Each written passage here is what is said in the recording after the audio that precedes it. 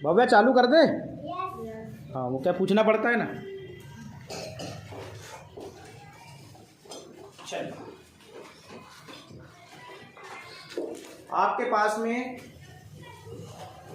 FLM की book है और इस FLM की बुक में जो हमारी वर्कशीट क्रमांक है 94, सबसे ऊपर में देखिए आप यहाँ पर राइट में, वहाँ पर स्मॉल m लिखा हुआ है, लिखा है।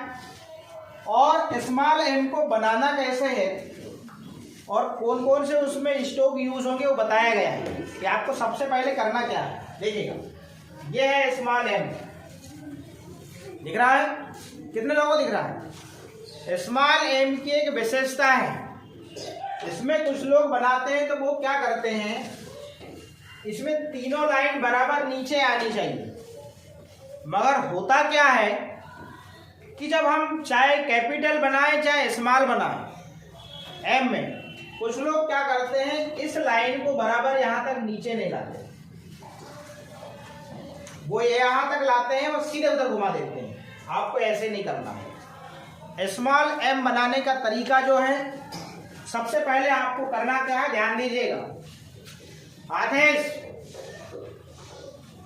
गलतियां कहाँ होती हैं पहले हम उस पर चर्चा कर लेते हैं। मैं कैपिटल एम भी बनाता हूं और स्मॉल एम भी बनाता हूं, साथ में बता देता हूं। कैपिटल एम अधिकतर गलत कैसे बनाते हैं बच्चे, वो बता रहा हूं। बहुत जल्दबाजी रहती है, ऐसे बनाते हैं ये, तो ये गलत है, ये गलत है, क्योंकि इसके झूले को आपने ये ऊपर ही लटका दिया है।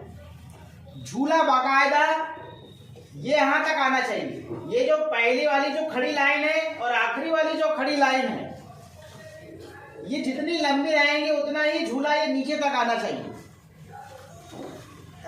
कैपिटल लेटर की बात कर रहा हूं मैं, इसके बाद में मैं स्मॉल लेटर की बात करूंगा। तो ये सही कैसे होना चाहिए उसकी बात करते हैं हम। लिखते सब हैं, लिखते सब हैं। यदि हम गलत लिख रहे हैं तो वो हमारे हैबिट में आ जाएगा, यदि हम सही लिख रहे हैं वो भी हमारे हैबिट में आ जाएगा।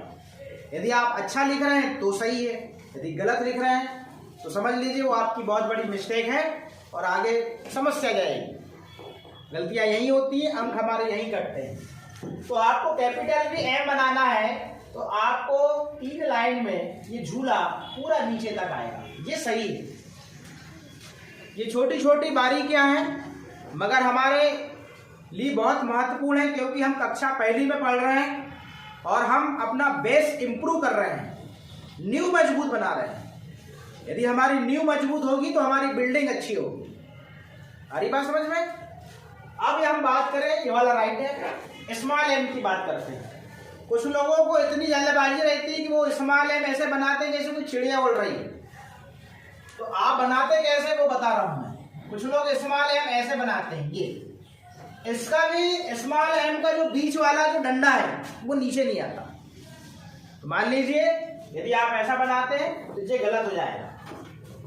और फाइनली एक दिन ये प्रतियोगिता होनी है मात्र लेटर लेखन की, और मैं अभी से उसको बता दे रहा हूं कि वो कौन सी प्रतियोगिता होनी है। आपके पास में एक पेज दे दिया जाएगा कैपिटल और स्मॉल लेटर लिखने के लिए, और 10 फीट दूर एक प्लेट में जलेबी रख दी जाएगी। 5 फीट पे एक टीचर बैठेगा। जिस भी बच्चे का एक भी लेटर गलत होगा वो जलेबी नहीं खाएगा, और जिस बच्चे के लेटर पूरे सही होंगे वो जलेबी खा लेगा। ये फाइनली मैं बहुत जल्दी करने वाला हूं, ये मेरे माइंड में रात में आ चुका है। इसलिए आप बड़े ध्यान से कोई चीज को सिखाया जाता है तो उसको ध्यान से सीखें। तो जलेबी खाने की उमंग में आप गड़बड़ी करेंगे, और गड़बड़ी करेंगे तो जलेबी नहीं खा पाएंगे। इसलिए जब तक आप लेटर को लिखेंगे तब तक जब जलेबी को ध्यान में मत रखना। ये प्रतियोगिता बहुत जल्दी करने वाला हूं आप लोगों के साथ में, मैंने इसको अनाउंसमेंट भी कर चुका। चलिए, और वो होना है, डन हो जाए, लेकिन जब तक ये जेड कंप्लीट हो जाए हमारा। यदि आपको स्मॉल ए बनाना है तो 4 लाइन में, इसको रेड लाइन समझ लीजिए, 2 लाइन नीली वाली रहती है बीच में और ऊपर की रहती है रेड। बीच में आपको स्मॉल एम भी आपको ऐसे ही बनाना है। ये सही तरीका है। यदि आपके उस दिन उस प्रतियोगिता में यदि आपने इनके डंडे भी छोटे बड़े करे तो आप फेल हो जाएंगे। आपको जो जलेबी खाना है वो नहीं खा पाएंगे आप। बिल्कुल क्लियर है, अभी से बता दे रहा हूँ। इसलिए मैं जो चीज़ को बोलता हूँ उसको बड़े ध्यान से देखें और आप अपने आप में इम्प्रूवमेंट लाएं, क्योंकि राइटिंग ही हमारी महत्वपूर्ण है। ये तो हम तो अभी कर्सिव सिखाए नहीं है। यदि आपने इसको अच्छे से सीख लिया तो कर्सिव आप खुद सीख लेंगे। राइटिंग भी एक स्किल है। इस बुक में कहीं भी कर्सिव नहीं है, वो हमारी एक्स्ट्रा स्किल है, उसको हम कभी भी डेवलप कर सकते हैं। हरी बात समझ में? क्यों? कर्सिव का बेस पॉइंट यही है। सबसे पहले हमने स्ट्रोक सीखा। यदि कोई डायरेक्टली कर्सिव सिखा रहा है तो समझ लो वो गड़बड़ हो रहा है मामला, उसकी सुंदर राइटिंग कभी नहीं बन सकती। क्योंकि सबसे पहले हम स्ट्रोक सीखे और उन्हीं स्ट्रोक से ये लेटर बनाते हैं। स्ट्रोक्स क्या हैं? आड़ी लाइन, खड़ी लाइन, आधा गोला, पूरा गोला, यू आकार का, ये स्ट्रोक है या नहीं? याद करिए, हमने स्ट्रोक सीखे नहीं सीखे? उन्हीं स्ट्रोक से ये लेटर बन रहा है। तो ये आपका इसमें दिया हुआ है स्मॉल एम। इसको जल्दबाजी मत बनाइए, जल्दबाजी में बिल्कुल मत बनाइएगा। बाकायदा जैसा जैसा वहां पे डॉट डॉट डॉट डॉट कर कर पूरा लेटर बना हुआ है और आपको फाइनली वहां पर पेंसिल चलानी है। किसी को लगता है कि मेरे को और पेंसिल चलाना है 2 बार, तो 2 बार और पेंसिल चला सकता है। जब आप इतने बार पेंसिल चलाएंगे तो फाइनली आपसे स्मॉल एम बनने लगेगा। अब हम बात करते हैं 95 वर्कशीट की। तो इसमें क्या कहा गया है, जरा ध्यान दीजिएगा, बड़े ध्यान से देखिएगा और आपकी बारी आएगी भी अब। इसलिए इसमें ये कहा गया है कि ये थोड़ा छोटा स्पेस है, इसलिए इसके नीचे ये आता, ठीक है। तो मैंने क्या किया है, ये वर्ड लिखा है WORD वर्ड। अंग्रेजी में हम उसको वर्ड कह रहे हैं और हिंदी में उसे शब्द कहते हैं। क्या कहते हैं? शब्द कहते हैं। ध्यान दीजिएगा बड़े अच्छे से। यहां लिखा है सबस्टिट्यूट, मतलब होता है विकल्प। क्या होता है? यहाँ 2 लेटर दिए हुए हैं इस बॉक्स में। इसमें से हमें चुनना है, विकल्प चुनना है कि कौन सा लेटर इसमें सूट करेगा, ठीक। तो एक वर्ड का कॉलम है, एक विकल्प का कॉलम है और आपकी बुक में यहाँ पर चित्र दिख रहा होगा, दिख रहा होगा, दिख रहा होगा। आप चित्र देख लीजिए, मैं जिससे पूछूं वही बताइएगा। वर्ड वाला कॉलम की एक विशेषता है कि यदि DIG इसको हम डिग पढ़ रहे हैं तो इसका बिगिनिंग साउंड वर्ड चेंज होगा, इसका मिडिल और इसका एंडिंग साउंड सेम है। देख रहे हैं आप? इसका मिडिल और एंडिंग लेटर बिल्कुल सेम है, लेटर और साउंड भी सेम है। मात्र चेंज क्या होगा? बिगिनिंग चेंज होगा, इसका बिगिनिंग लेटर चेंज होगा। तो ध्यान दीजिएगा, मैं कोल्ड कॉलिंग के बॉक्स से स्टिक उठाऊंगा, आप अपने से शोर मत करिएगा। मेरे को जिससे पूछना है, क्योंकि मेरे को सबको ट्रेस करना है। मुझे ये पता लग जाएगा कि कौन ध्यान दे रहा है, कौन ध्यान नहीं दे रहा है। तो मैं सबसे पहले चलता हूं ये वाले कॉलम में। यहां लिखा है DIG डिग। क्या लिखा है? डिग। और नया CBC वर्ड बनाना है। CBC वर्ड समझता है? C मतलब कॉन्सोनेंट लेटर, V मतलब वावेल और C मतलब कॉन्सोनेंट। तो आप देखिए D कॉन्सोनेंट है या नहीं है? यस और नो? I वावेल है और G कॉन्सोनेंट है। यही CBC वर्ड है। CBC वर्ड पहले से दिया हुआ है मगर उसी के जैसे।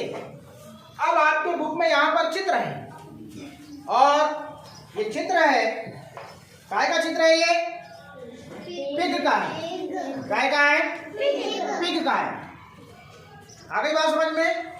अब यहाँ पर क्या कहता है कि यहाँ पर B और C वर्ड लिखे हुए हैं और आपको C वर्ड चूज करना है इसमें से और चित्र को देखकर। तो चित्र यहाँ पर पिग का है। काय का है? पिग का है। अब मैं जिसका नाम लूँ वो बताएगा। अब मुझे नहीं पता कि किसका नाम आ रहा है, मैं जिसका नाम लूंगा वो बताएगा। नित्या सहारे खड़े हो जाए नित्य सारे और जोर से। चित्र पिक का है, काय का है? पिक का है। तो अब बताओ यहाँ पर चित्र को देखकर कौन सा लेटर आना चाहिए? यहाँ पर पी और बी है तो कौन सा आएगा? पी। बजाओ ताली इनके लिए। साइलेंट। अब यहाँ पर नया जो लेटर आया वो क्या आया? पी आया। और ये फाइनली नया सीबीसी वर्ड क्या बन गया? पिग बन गया। आपके इसमें चित्र है, मैंने यहाँ पर नया सीबीसी वर्ड लिख दिया और यहाँ पे भी पी लिख दिया। आपके इसमें यहाँ चित्र है, चित्र बनाने में टाइम लगेगा। तो नित्या को बात समझ में आ गई, मतलब सबको आ सकती है। इसलिए क्यों आ सकती है? क्योंकि वो पीछे आपके फोनिक साउंड का चार्ट लगा हुआ है और आप फोनिक साउंड जानते हैं। देखिएगा, पिग पिग है साउंड और पी साउंड के लिए लेटर क्या आएगा? क्या आएगा? प साउंड के लेटर क्या आएगा? ई आएगा। वही तो आपको चूज करना था और फाइनली आपने यहां से चूज कर लिया प साउंड के लिए पी लेटर। और आप उस पर यहां पर क्या करोगे? सर्कल भी करना है। क्या करना है? सर्कल करना है। अब देखिएगा, आगे चलते हैं, ध्यान दीजिएगा, नंबर किसी का भी लग जाएगा, इसलिए आप अलर्ट मोड पे रहें। मुझे नहीं पता किसका नंबर लगना है, इसलिए आप अलर्ट बैठे। ऐसा नहीं कि वो बनच को आ रहा है, अच्छा तो मैं उसका नाम ले लूं और उसको खड़ा कर दूं। इसलिए अब हम दूसरा चित्र को देखते हैं। पिग के नीचे एक चित्र गाय का है। गाय का है जिप। ये है जिप, ये है जिप, दिख रही है? ये जिप है। अब ध्यान दीजिएगा, यहां पर जिप का चित्र है और साउंड ज निकल के आ रहा है। क्या निकल के आ रहा है? ज निकल के आ रहा है। अब मैं यहां से स्टिक निकाल रहा हूं और वो रेडी बैठेंगे। मुझे नहीं पता क्या किसका नाम निकल रहा है। सभी लोग हाथ बांध के जरा ऊपर सही रखें हाथ अपना। ये मैंने निकाला आराध्य सिंह परियार। खड़े हो जाओ। आराध्य सिंह परियार। यहाँ पर जिप का चित्र है। क्या का चित्र है? जिप का। अब यहाँ पे दिमाग लगाना है कि एल और जेड है, ठीक। अब जिप का जो साउंड आ रहा है वो ज आ रहा है और ज के लिए कौन सा लेटर यूज होगा? जेड होगा। बजाइए ताली। ये बहुत अच्छी बात है। अब हम सबसे पहले यहाँ पर सर्कल कर देंगे। जो साउंड आया चित्र को देखकर वो आया ज, और ज साउंड के लिए लेटर यूज होता है क्या? जेड। और यहां पर भी लिख देंगे जेड और यहां लिख देंगे नया क्या? CBC word. क्या बना? जिप। क्या बना? जब आराध्य सिंह परिहार सीख सकता है तो यहाँ कौन है यहाँ पर जो नहीं सीख सकता? सब सीख सकते हैं। इसलिए बड़े ध्यान से देखिए, नंबर किसी का भी लग सकता है। अब देखिएगा, अब यहाँ पर ये कौन है भाई?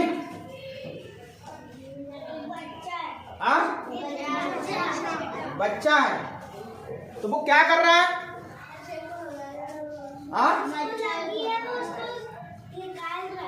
क्या कर रहा है? नहीं, मच्छर है वहां पर। मच्छर उसको क्या कर रहा है? काट रहा है। तो बिट कर रहा है। क्या कर रहा है? बिट मीन्स काटना। बाइट काटने के लिए होता है, उसी से बिट बना है। तो बिट मीन्स काटना।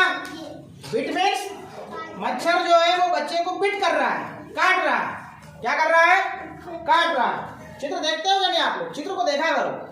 तो अब मच्छर फाइनली बिट कर रहा है। क्या कर रहा है?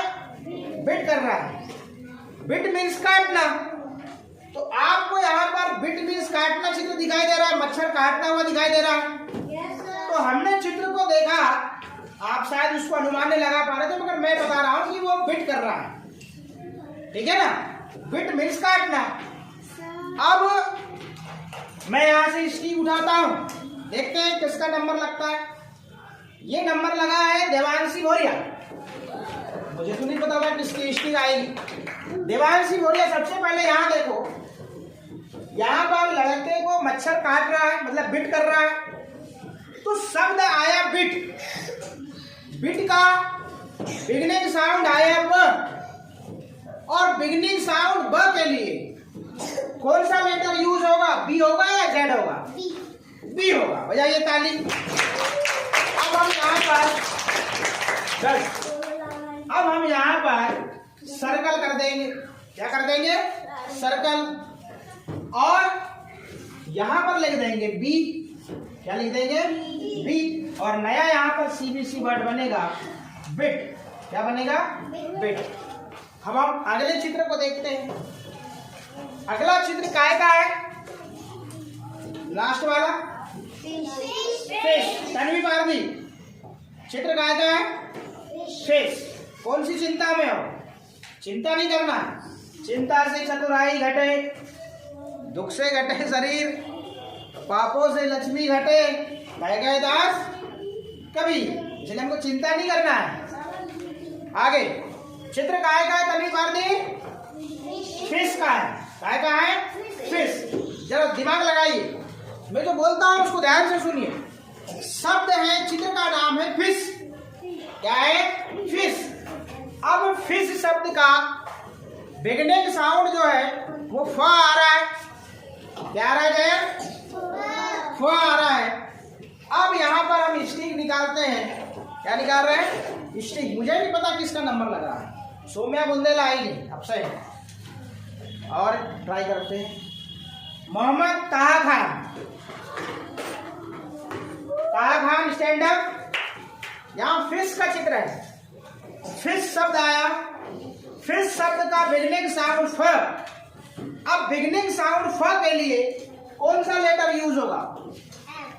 एफ होगा, क्योंकि एफ का साउंड क्या होता है? फ होता है। और हम फाइनली एफ पर सर्कल कर लेंगे और यहाँ पर एफ लिख देंगे। नहीं यार,